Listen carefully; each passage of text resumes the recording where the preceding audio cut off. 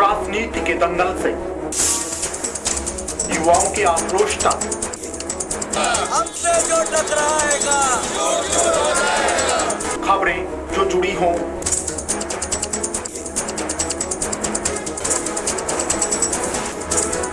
या फिर अपराध जगत से, या फिर जनता और प्रशासन का हो आमना सामना।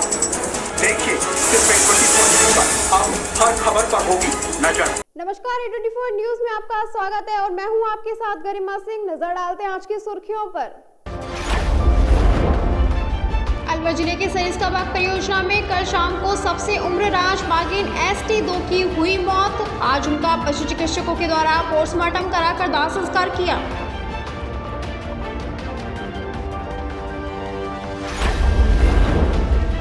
अलवर में एक बुजुर्ग का अपहरण कर 5 लाख रुपए की फिरौती मांगने का मामला आया संज्ञान में। बुजुर्ग के परिजनों ने सदर थाने में कराया मामला दर्ज।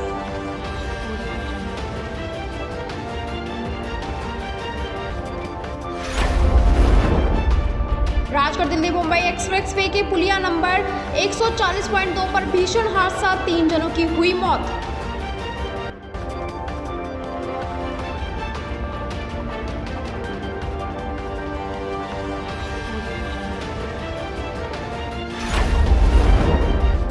और अलवर डेयरी संघ से दूध माफिया भ्रष्टाचार व दूध की रेट बढ़ाने की मांग को लेकर डेयरी के बाहर प्रदर्शन किया गया और अलवर डेयरी संघ में काफी दिनों से भ्रष्टाचार हो रहा।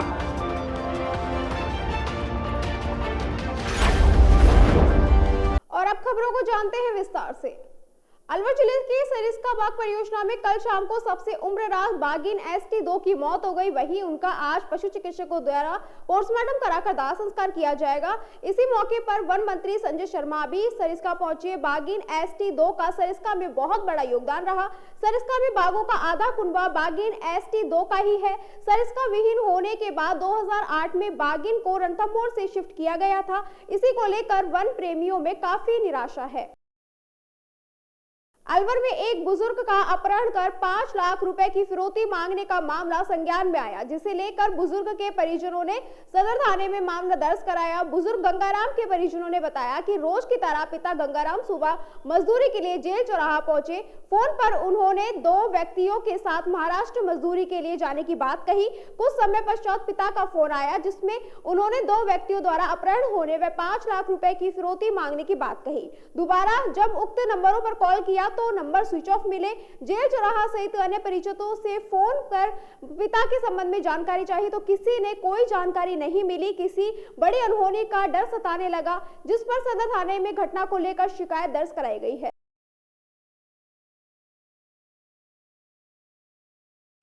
जी सर, मेरा पापा घर से काम पे आए थे तो वो बोल रहे थे कि भाई मैं काम पे जा रहा हूँ। फिर 2 बंदे थे, वो उनको ले गए काम के बहाने से। वो बोल रहे कि हम महाराष्ट्र जा रहे हैं काम करने के लिए। फिर पापा का फ़ोन कट गया। फिर दोबारा पापा के फ़ोन से फ़ोन आया था कि भाई ये 5 लाख रुपए मांग रहे, नहीं तो मेरे साथ कुछ भी कर सकते हैं। फिर उसके बाद में भाई घर वालों ने बोला था कि हाँ हम 5 लाख रुपए करेंगे व्यवस्था, पर जहाँ पे भी है वहीं पे ही उतर जा, तू हम आ रहे हैं। तो बोले कि हम नहीं उतार सकते इसको। भाई वो लेकर चले गए। फिर हमने स्टेशन पे गए, वहाँ पे ढूंढा, बस स्टैंड ढूंढा, जेल सर्किल पे भी ढूंढा था, नहीं कहीं भी पता लगा। रिश्तेदारी में ढूंढा था, नहीं पता लगा। कौन लोग हैं वो? कोई नाम पता? नाम पता सर कुछ भी नहीं बता रहे वो, और न मोबाइल नंबर बता रहे, कुछ भी नहीं बता रहे सर। आपके पिता का नाम क्या है? पिता का नाम गंगाराम सैनी। कहाँ के निवासी हो? निवासी तो हम स्किमचा सुरग रोड बागर का मोहल्ले के हैं, पर फिलहाल हम चिकानी रहते हैं रेंट पे। चिकानी से ही अपहरण हुआ उनका? जी सर, अलवर से हुआ, जेल सर्किल से। अलवर जेल सर्किल से? जी सर। जेल सर्किल से उनको मतलब अपहरण करके ले गए? जी सर। जाओगे? हाँ जी, काम के बहाने ले गए? जी काम के बहाने से लेके गए थे। 2 व्यक्ति हैं, एक तो मेयो का लड़का है और एक गुजरों का लड़का है सर। क्या नाम है आपका? मेरा नाम सुमित सैनी है सर। जी सर। क्या करते हो? मैं लाइट का काम करता हूँ। परिवादी सुमित पुत्र गंगाराम, निवासी रोड, जो अभी ग्रीन पार्क में किराए पर रहते हैं, उन्होंने प्रकरण दर्ज कराया है कल रात को कि मेरे पिताजी कल सुबह 8 बजे मजदूरी के लिए जेल चौराहे पे गए थे वहाँ 9 बजे उनका फ़ोन आया कि मैं 2 व्यक्तियों के साथ महाराष्ट्र कमाने के लिए जा रहा हूँ। उसके बाद फिर 9:30 बजे किसी अन्य व्यक्ति ने उसी नंबर से फ़ोन किया था, जो उनकी सिस्टर के पास गया था परिवादी के, कि 5 लाख रुपए दो, नहीं हम कुछ भी कर सकते हैं। इस प्रकार का प्रकरण दर्ज कराया गया है, जिस पर प्रकरण दर्ज कर तलाश जारी है, शीघ्र ही दस्तयाब किया जाएगा। अभी तक सर कुछ सूचना नहीं मिली, कोई लोकेशन के आधार पर जांच पड़ताल की हो तो कोई सूचना? हाँ, लोकेशन के आधार पर प्रयास किए हैं, लेकिन फ़ोन सुबह 9:30 बजे से ही बंद है।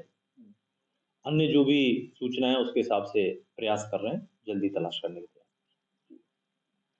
राजकोट दिल्ली बम्बई एक्सप्रेसवे के पुलिया नंबर 140.2 पर भीषण हादसा, 3 जनों की हुई मौत। चौकी के कांस्टेबल रामवीर मीणा ने बताया, उत्तर प्रदेश नंबर की फॉर्च्यूनर गाड़ी में सवार 3 जने जयपुर की ओर जा रहे थे। रास्ते में रैनी क्षेत्र के मुकंदनपुर गांव स्थित पुलिया नंबर 140.2 पर साइड में खड़े एक पाइप से भरे ट्रक ने फॉर्च्यूनर गाड़ी को टक्करा गई, जिससे 3 जनों की मौके पर ही मौत हो गई। तीनों मृतकों को पिनास सीएचसी में ले जाया गया, जहां मृत चिकित्सकों ने तीनों को मृत घोषित कर दिया, जहां तीनों मृतकों के शव को रैनी सीएचसी में मोर्चरी में पहुंचा दिया गया है। से आ रहे थे, जयपुर तरफ जा रहे थे, तो एक ट्रक खड़ा हुआ था साइड में, पाइपों का भरा हुआ है वो, तो उसमें इनको नींद वगैरह आ गई, तो इन्होंने पीछे से गाड़ी ठोक दी इसमें। तीनों ऑन स्पॉट खत्म हो गए, हम मौके पर आ गए, डेड बॉडी को हमने हॉस्पिटल का नाम पहुँचा दिया है। एक का नाम श्री लाल बाबू तांती, सन ऑफ राम सेवक तांती। कहाँ के हैं ये इंदिरापुरम शिवरापुरम। अलवर सरिस्का की राजमाता बागिन की बीमारी से मौत होने के बाद वन मंत्री संजय शर्मा सरिस्का पहुंचे और सरिस्का प्रशासन से बागिन के बारे में जानकारी ली और बागिन का पोस्टमार्टम होने के बाद उसका अंतिम संस्कार किया, जिस पर मंत्री संजय शर्मा ने बागिन को श्रद्धांजलि दी। गौरतलब है कि वर्ष 2004 में बागिन विहीन हुए सरिस्का को आबाद करने वाली सबसे उम्रराज बागिन ST2 राजमाता से विख्यात की मंगलवार देर शाम को मौत हो गई। इसकी पूंछ में हुए संक्रमण का इलाज लंबे समय से चल रहा था।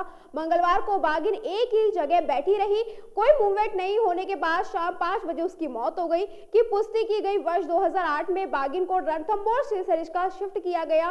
वन मंत्री संजय शर्मा सरिस्का पहुंचे और कर्णा का बास एंक्लोजर में जाकर बागिन को दिखाया। वहीं पशु चिकित्सकों की टीम मौके पर पहुंच रही, जिन्होंने वन मंत्री संजय शर्मा की मौजूदगी में पोस्टमार्टम करा कर अंतिम संस्कार की व्यवस्था की। इस दौरान वन मंत्री संजय शर्मा ने राजमाता के दाह संस्कार के से श्रद्धांजलि देने पहुंचे और राजमाता पर पुष्प माला अर्पित कर हाथ जोड़कर उनकी अंतिम विदाई दी। इस मौके पर मौजूद रही सभी लोगों की आंखें नम हो गई।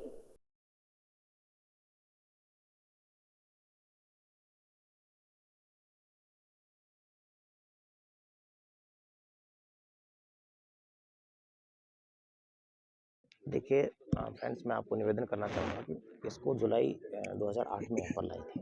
रणथंभौर से पहला ट्रांसलोकेशन था कंट्री के अंदर। उसके बाद में इसने सरिस्का को काफ़ी बढ़त दी है। आज की तारीख में जो 30 टाइगर्स में से लगभग 25 टाइगर जो जनरेशन है वो इसकी है। बहुत ही सही नेचर की टाइगरेस थी, साइटिंग बहुत कम देती थी और इसने भी करीब 3.5 साल बाद यहाँ पर कब्ज को जन्म देना शुरू किया था।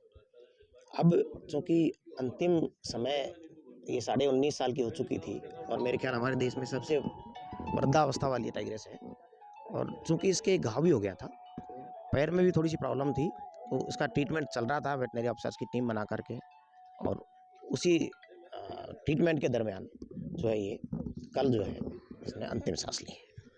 मेडिकल बोर्ड से पोस्टमार्टम करा करके अंतिम संस्कार किया जाएगा जी, अभी पोस्टमार्टम चल रहा है, अभी आप भी वहाँ चलेंगे और उसके बाद फिर दाह संस्कार की प्रक्रिया की जाएगी। 13 की क्या स्थिति है उसकी फिलहाल? आज तक वो गुमशुदा नहीं, वो तो आप देखो उसका तो कोई प्राकृतिक रीजन भी हो सकता है, बट ये है कि शिकार का कोई इशू नहीं था उसमें, जो मेरे DFO ने मेरे को जहाँ सबमिट की। जो कि नियम होता है कि इतने लंबे समय तक मिसिंग होता है, तो क्या फॉरेस्ट रिकॉर्ड के अनुसार उसको क्या मानेंगे? अभी तो मिसिंग ही है वो हमारे हिसाब से, क्योंकि जब तक कोई फाइनल कंक्लूजन में जो DFO ने जहाँ से रिपोर्ट दी थी उसमें उसकी प्रथम दृष्टया जो है प्राकृतिक मृत्यु भी होने की संभावना से इनकार नहीं किया है। अभी तक उसके साक्ष्य नहीं। Thank you. किस तरीके से जो मौत है उसका पोस्टमार्टम के बाद पता चल पाएगा। फिलहाल क्या देखिए 2008 में रणथंभौर से ST2 को लाया गया था और राजमाता के नाम से ये प्रचलित भी थी और प्रसिद्ध भी थी। और उस वक्त सरिस्का जंगल में टाइगर लगभग ख़त्म हो चुके थे और ST2 के आने के बाद ही इसके बच्चों से सरिस्का में एक तरह से वापस से टाइगर का आना शुरू हुआ था, जो बच्चे थे उसकी वजह से। और 19.5 साल की उम्र पूरी करने के बाद, जबकि मुझे जानकारी दी गई है कि 14 से 15 वर्ष ही एक टाइगर की उम्र होती है, लेकिन 19.5 साल की उम्र पूरी करने के बाद बीमार थी और इसको अलग एक केज में रखा हुआ था, जिसके कारण उसका देहांत हुआ है। कल माननीय मीना साहब ने जब मुझे बताया तो मेरे मन में भाव आया कि जिसकी वजह से सरिस्का हमारा बचा या सरिस्का वापस आबाद हुआ, तो ऐसी राजमाताओं को मुझे स्वयं को आकर के श्रद्धांजलि भी देनी चाहिए, इसलिए मैं हाजिर हुआ हूँ। सरिस्का में ये चौथा टाइगर है जिसकी एनक्लोजर में मौत हुई है, जबकि नेचुरल हैबिटेट का इलाका है।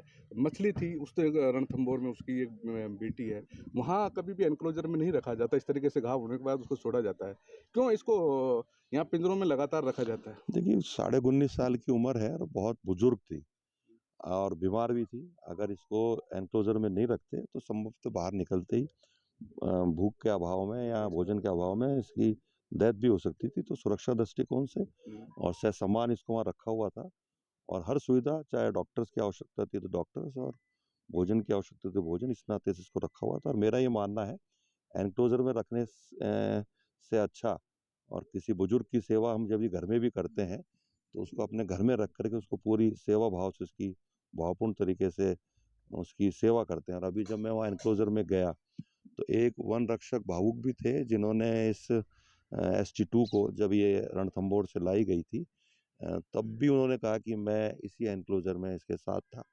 और आज जब डेथ हुई है तो वो खुद वहाँ खड़े थे और मैंने उनको शाबाशी भी दी कि जिस भावपूर्ण तरीके से उन्होंने सेवा करी है, निश्चित रूप से एक अच्छा काम उन्होंने किया है। टाइगरों की मॉनिटरिंग को लेकर के क्या अब प्रभावी कदम होंगे?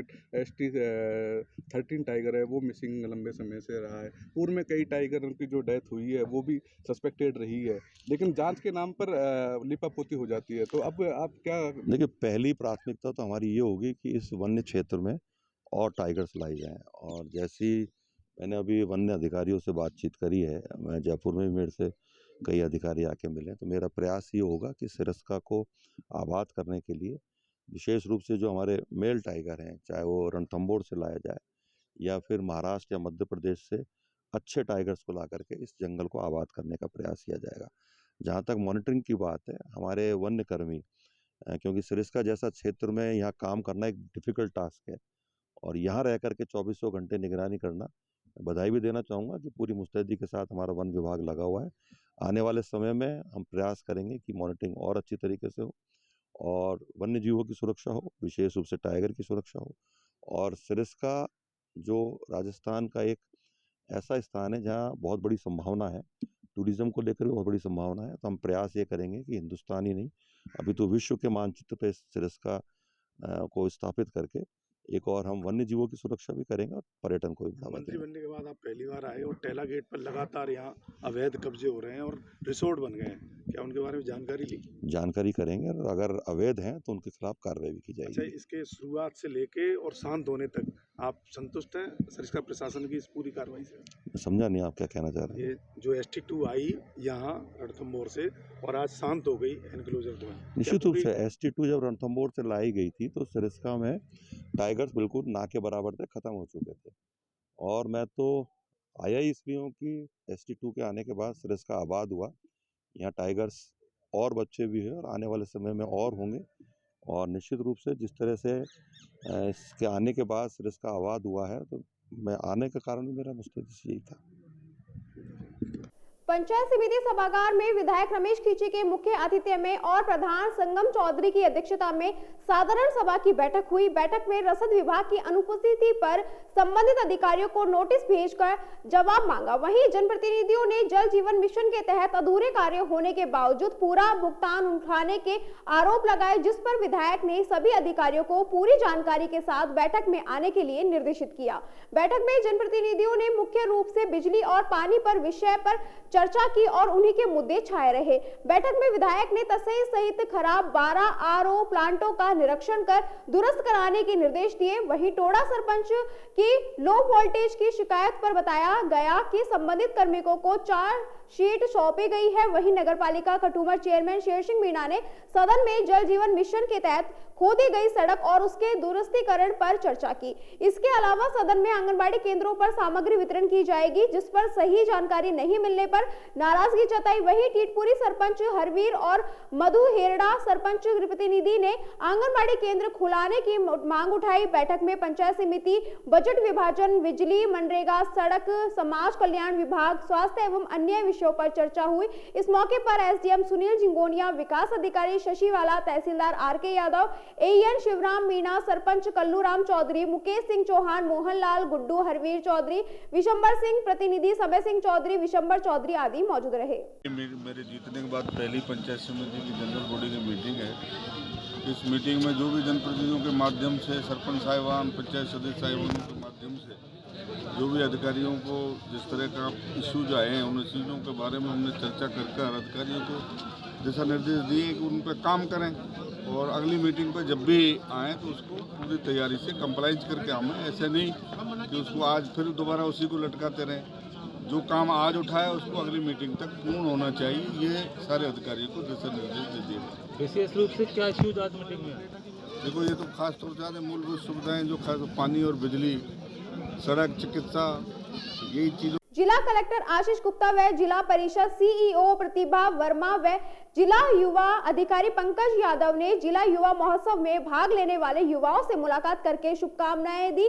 नासिक महाराष्ट्र में 12 से 16 जनवरी तक होने वाले राष्ट्रीय युवा महोत्सव के लिए अलवर जिले मालाखेड़ा तहसील के निवासी माधोगढ़ का चयन हुआ। इसका पूरा परिवार खेती कर जीवन यापन करते हैं। इस क्षेत्र के लोगों का कहना है कि यह युवक गाँव में पीले पड़े हैं। सामाजिक सेवा में इनका योगदान रहा। उन्होंने अनेक उत्कृष्ट कार्य किए। वर्तमान में नेहरू युवा केंद्र, अलवर युवा कार्यक्रम, खेल मंत्रालय, भारत सरकार राष्ट्रीय स्वयंसेवक के रूप में मालाखेड़ा ब्लॉक में कार्यरत हैं। हरिओम गुर्जर अलवर जिले का प्रतिनिधित्व करेंगे और साथ ही राजस्थान की संस्कृति का भी प्रदर्शन करेंगे। राष्ट्रीय युवा महोत्सव का आयोजन प्रतिवर्ष 12 से 16 जनवरी को आयोजित होने वाले 27वें राष्ट्रीय युवा महोत्सव, जिसका उद्घाटन प्रधानमंत्री नरेंद्र मोदी करेंगे। इस कार्यक्रम में भाग लेने के लिए देश भर से 8000 युवाओं का चयन हुआ है।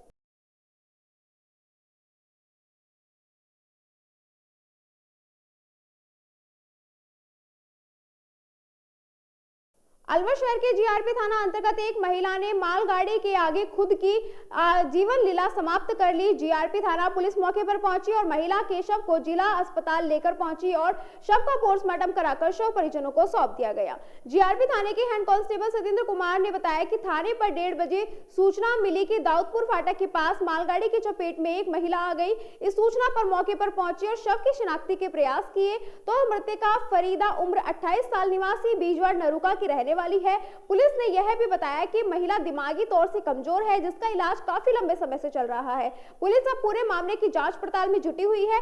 फिलहाल पुलिस ने मृतका के शव का पोस्टमार्टम कराकर शव परिजनों को सुपुर्द कर दिया है।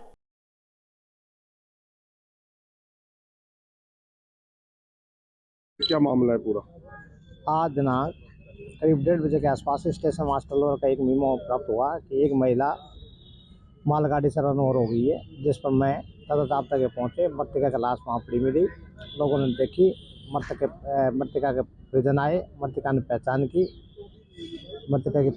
मृतका का नाम फरीदा, वाइफ ऑफ सुबेदीन, जाति में, उम्र करीब 30 साल, निवासी नरुका, बीजवाड़, जिला अलवर होना बताया। परिजनों ने मृतका की मानसिक हालत करीब 10 साल से खराब होना बताएगी। किस कारण से इन्होंने सुसाइड किया है? मृतका की मानसिक हालत खराब बताई। तो वहाँ से कैसे आई? वहाँ से ये जांच का विषय है, कैसे आई है कैसे नहीं आई। कौन सी जगह कटी है? ये दाऊदपुर फाटक के आसपास की बात है। कितनी बजे की बात है? ये करीब 1:30 बजे की बात है। मालगाड़ी से। क्या नाम है महिला का? महिला का नाम फरीदा, वाइफ ऑफ सुबेदीन, जाति में, उम्र 30 साल, निवासी नरुका, बीजवाड़, जिला अलवर। पोस्टमार्टम करवाया जा रहा है।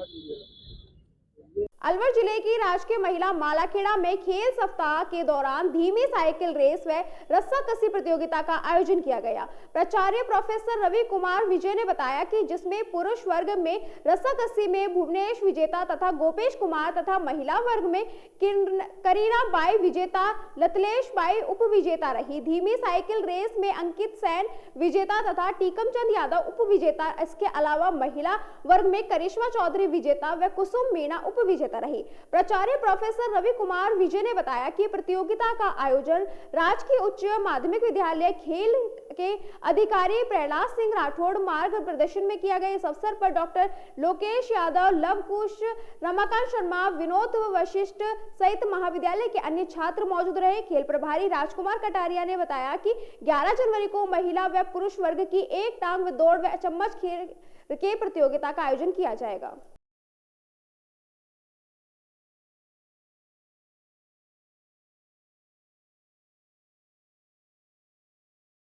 थानागाजी पंचायत समिति सभागार के अंदर साधारण सभा का आयोजन किया गया। थानागाजी विधायक कांति मीणा व पंचायत समिति प्रधान जयप्रकाश प्रजापति की मौजूदगी में आयोजित खतनका सभा की बैठक में जल, स्वास्थ्य, बिजली सहित अनेक विकास कार्य के मुद्दों को लेकर चर्चा की गई।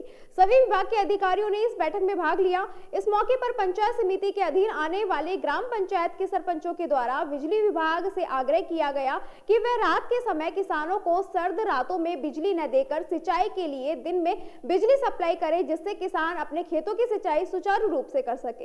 इस मामले को लेकर विभाग के अधिकारियों के द्वारा आनाकानी करने के मामले में फूल पड़ा गया और सरपंच संघ ने 10 दिन की चेतावनी देकर विभाग को सूचित किया कि 10 दिन में अगर व्यवस्था नहीं सुधरी तो 21 जनवरी से द्वारपालपुर के तिराहे के पास स्थित बिजली विभाग के कार्यालय पर धरना प्रदर्शन किया जाएगा। आज साधारण सभा की मीटिंग पंचायत समिति थानागाजी में माननीय प्रधान जी की अध्यक्षता में आयोजित की गई थी, जिसमें विभिन्न मुद्दों पर चर्चा हुई और चर्चा होने पर जो मुद्दा था, इस समय सर्दी का सीज़न चल रहा है और सर्दी का होने की वजह से काश्तकारों को रात को बिजली जो देते हैं उसमें काश्तकार बहुत ज़्यादा परेशान हो रहे हैं। उस बात को लेकर 132 जो GSS द्वारापुर है, वहाँ के जो AN साहब हैं, उन्होंने कोई संतोषपूर्ण जवाब हमको नहीं दे पाए। वो तो कहता है मैं क्या करूँ। उस बात को लेकर सभी जनप्रतिनिधियों में भारी गुस्सा है और उसको लेकर अगर विभाग 20 तारीख तक इस प्रणाली को सुधार में नहीं लाया गया, दिन में किसानों की बात को नहीं सुना गया, तो 21 तारीख को 10 बजे GSS 132 द्वारापुर पर धरना प्रदर्शन किया जाएगा किसानों को साथ लेकर। हमारा निवेदन था कि एक तो वोल्टेज बिल्कुल कम आ रहे हैं। सबसे बड़ी समस्या ये है कि लाइट, मुख्यमंत्री जी ने घोषणा की है कि लाइट बिल्कुल दिन में आनी चाहिए और हर कहीं दिन में लाइट आ रही है। केवल थानागाजी में ये समस्या है कि लाइट दिन में नहीं आ रही।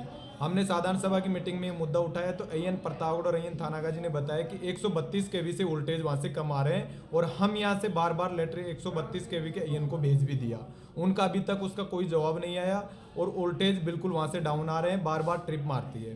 फिर हमने कहा कि यार मैं सुबह 4, उसके बाद में जवाब ये आया कि हमने स्पष्ट कह दिया कि 10 दिन में, अधिकारियों ने आनाकानी करने पर 10 दिन का हमने अल्टीमेट दिया है कि 10 दिन में या तो सुधार हो और दिन में लाइट आई, अन्यथा में मजबूरन 20 तारीख को द्वारापुर स्टैंड पे धरना प्रदर्शन, समस्त किसान बंधुओं को साथ लेकर धरना प्रदर्शन के लिए तैयार है।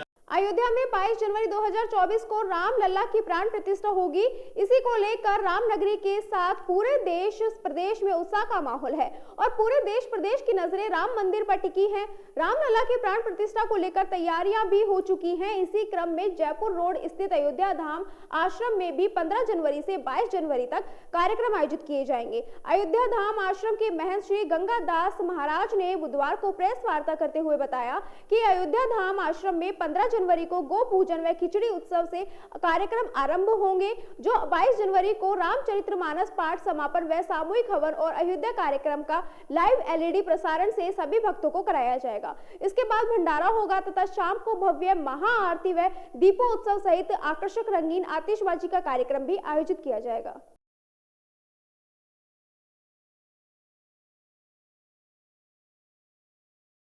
बताएं क्या कार्यक्रम आयोजित किए जा रहे हैं। भगवान श्री राम लला जी की श्री अयोध्या धाम में प्राण प्रतिष्ठा नूतन विग्रह मंदिर में जो 22 जनवरी 2024 को प्रतिष्ठित होने जा रहे हैं, उन्हीं के उपलक्ष्य में यहाँ श्री अयोध्या धाम आश्रम जयपुर रोड स्थित अलवर में श्री आनंदोत्सव के रूप में हम सब लोग मनाने जा रहे हैं।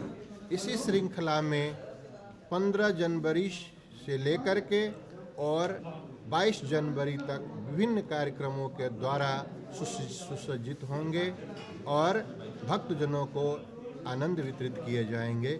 इसी श्रृंखला में 15 जनवरी मकर संक्रांति के दिन सबसे पहले गौ पूजन खिचड़ी उत्सव मनाए जाएंगे।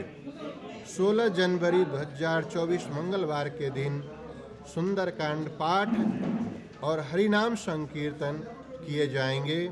17 जनवरी पर्यावरण संरक्षण, पौधरोपण, स्वच्छता अभियान के रूप में और इसी संदर्भ में संगोष्ठी किए जाएंगे।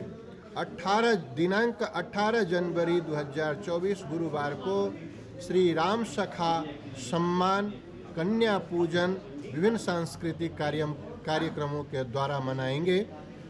19 जनवरी सामूहिक रूप से रुद्राभिषेक का कार्यक्रम होगा और संध्या में भजन संध्या का कार्यक्रम होंगे। 20 जनवरी 2024 शनिवार के दिन श्री राम रस व्याख्यान माला संगोष्ठी आयोजित किए जाएंगे। 21 जनवरी श्री रामचरितमानस का अखंड पाठ संगीतमय होगा और संध्या में विभिन्न भजनों के द्वारा श्री ठाकुर जी को आनंदित किए जाएंगे और महाआरती का आयोजन होगा। 22 जनवरी को श्री रामचरितमानस के समापन के बाद सामूहिक रूप से हवन किए जाएंगे और श्री ठाकुर जी को अभिषेक किए जाएंगे, बधाई गान किए जाएंगे और इसके बाद अयोध्या के कार्यक्रम अयोध्या से सीधे लाइव प्रसारण LED के द्वारा हम सब लोग एक साथ मिल बैठ करके दर्शन करेंगे।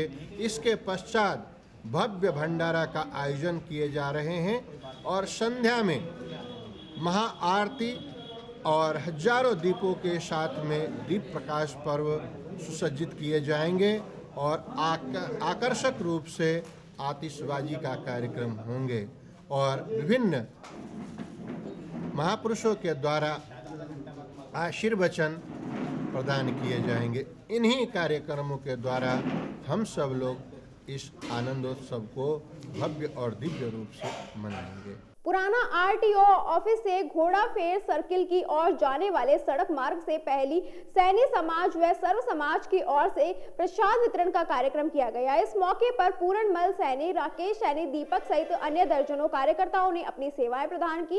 इस मौके पर मौजूद रहे सैनी पूर्णचंद ने बताया कि हर वर्ष की भांति इस वर्ष भी प्रसाद वितरण का कार्यक्रम किया गया, जहाँ इस सड़क मार्ग से गुजरने वाले सभी लोगों को आलू की सब्जी और पूरी का प्रसाद वितरण किया गया।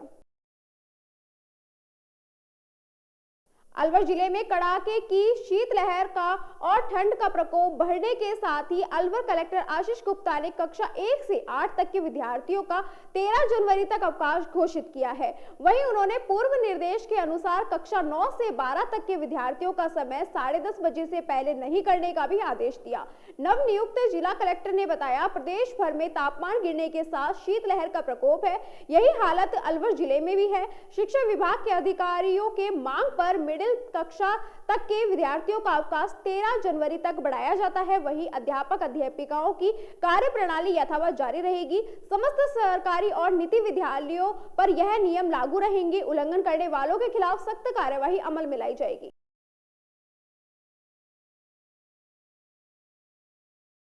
और इसी के साथ खबरों में वक्त हो चला एक छोटे से ब्रेक का। जल्द लौटेंगे, बने रहिए 24 न्यूज के साथ।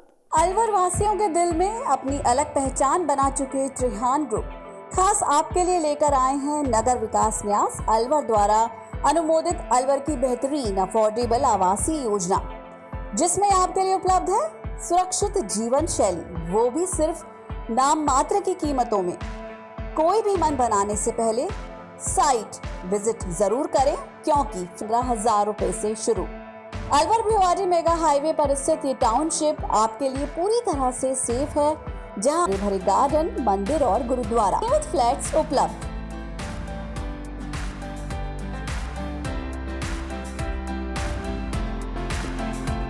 अलवर की सर्वोत्तम हाउसिंग योजनाओं में से एक है अपना घर Shalimar.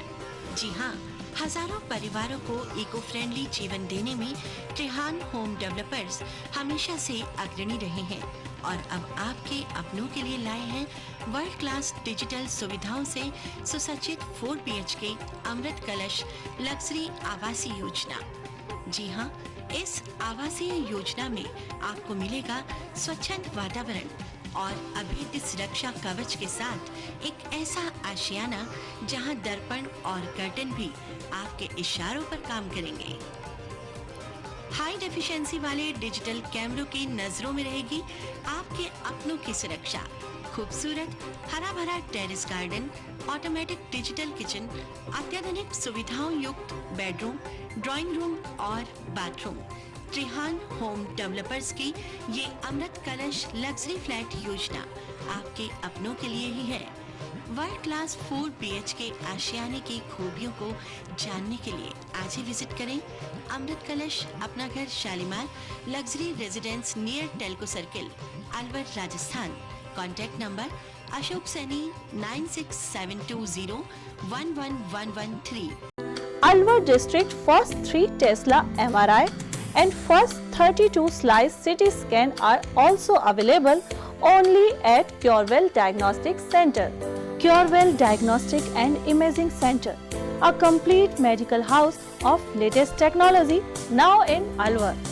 We are providing all types of investigations for many diseases with reliable results. In this series, digital X-ray, 4G ultrasound, color Doppler, colored sonography, echocardiogram, video ECG, and thyroid tests are conducted in advanced technology with latest medical equipments.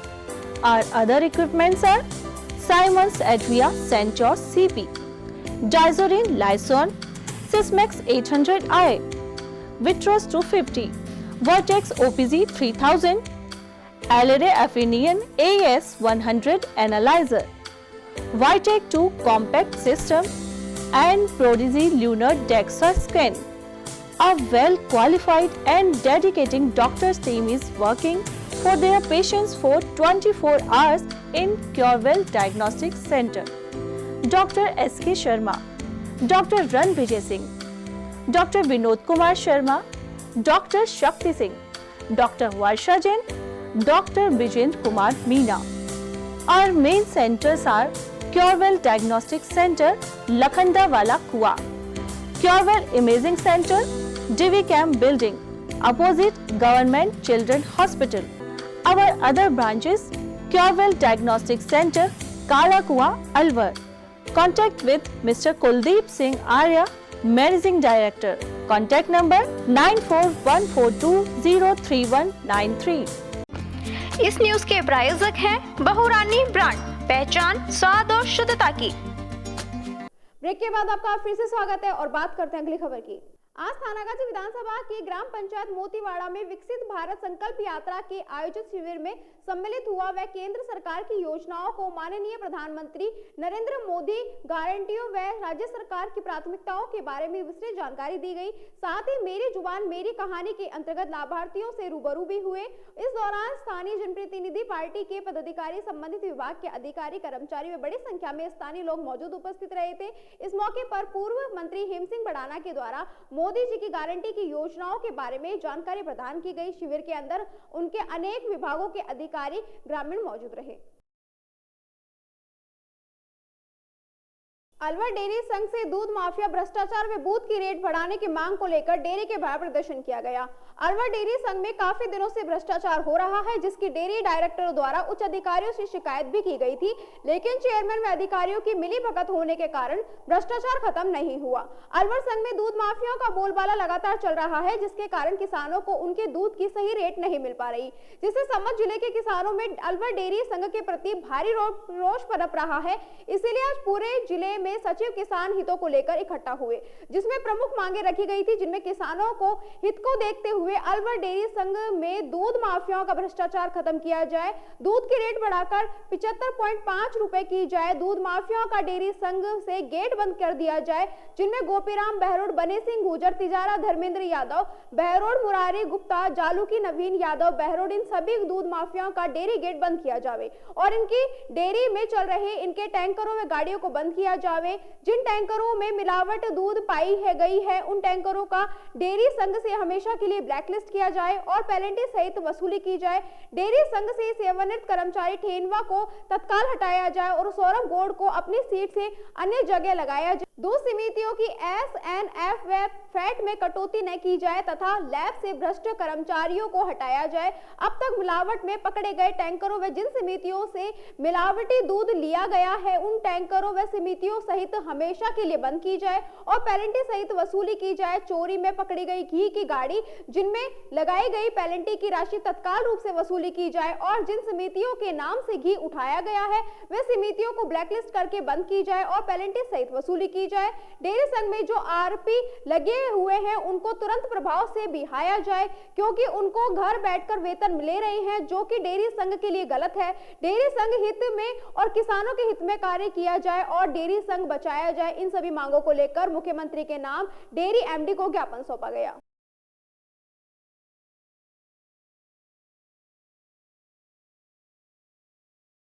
हम किसानों की समस्या को लेकर धरना प्रदर्शन किए हैं। किसानों को इनके दूध की पूरा सही भुगतान नहीं हो पा रहा है और यहाँ इस डेयरी के अंदर सबसे ज़्यादा भ्रष्टाचार हो रहा है। दूध माफियों का यहाँ दूध बन पा रहे हैं, पानी को यहाँ लिया जा रहा है, किसानों का दूध की रेट कम हो रही है और हम अगर हमारी ये मांग दी है, आज ज्ञापन दिया है, इन्होंने अगर मांग नहीं मानी तो हम जब तक हमारी मांग नहीं मानेंगे हम धरना और प्रदर्शन करेंगे।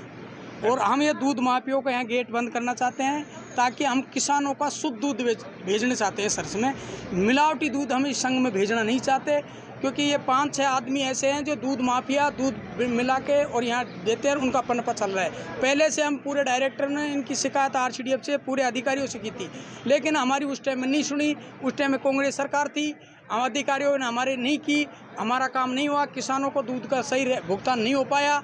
इसलिए हमने आज पूरे किसानों ने, अब सरकार बदल गई तो हमने भी ये कहा कि किसानों को उनका दूध का उचित मूल्य मिलना चाहिए और शुद्ध दूध किसानों का ही खरीदा जाए, ये दूध माफियों का दूध नहीं खरीदा जाए। MD तो आपने ज्ञापन दिया क्या?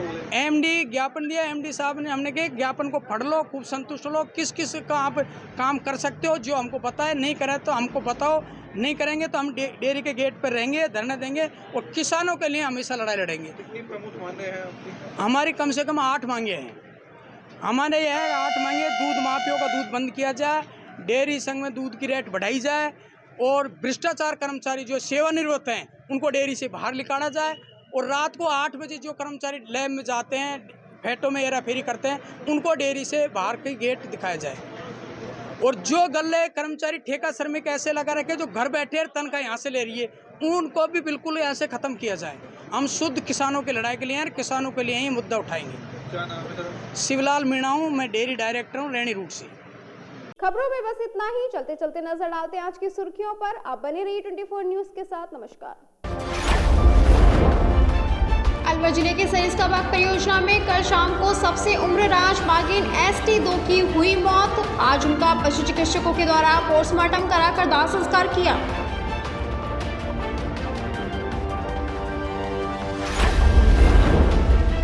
अलवर में एक बुजुर्ग का अपहरण कर 5 लाख रुपए की फिरौती मांगने का मामला आया संज्ञान में। बुजुर्ग के परिजनों ने सदर थाने में कराया मामला दर्ज।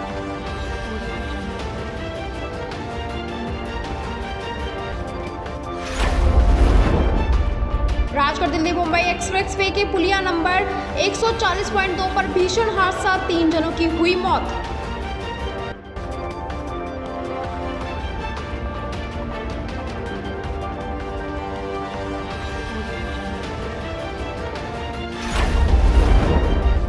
और अलवर डेयरी संघ से दूध माफिया भ्रष्टाचार व दूध की रेट बढ़ाने की मांग को लेकर डेयरी के बाहर प्रदर्शन किया गया और अलवर डेयरी संघ में काफी दिनों से भ्रष्टाचार हो रहा।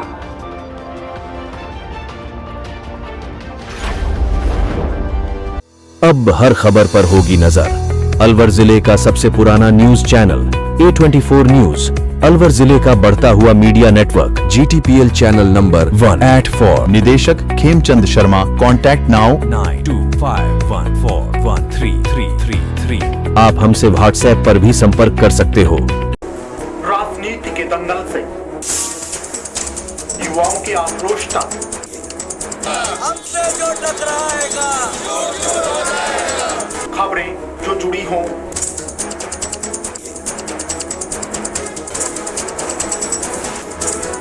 या फिर अपराध जगत से, या फिर जनता और प्रशासन का हो आमना सामना, देखिए सिर्फ 24 न्यूज़ पर अब हर खबर पर होगी नजर।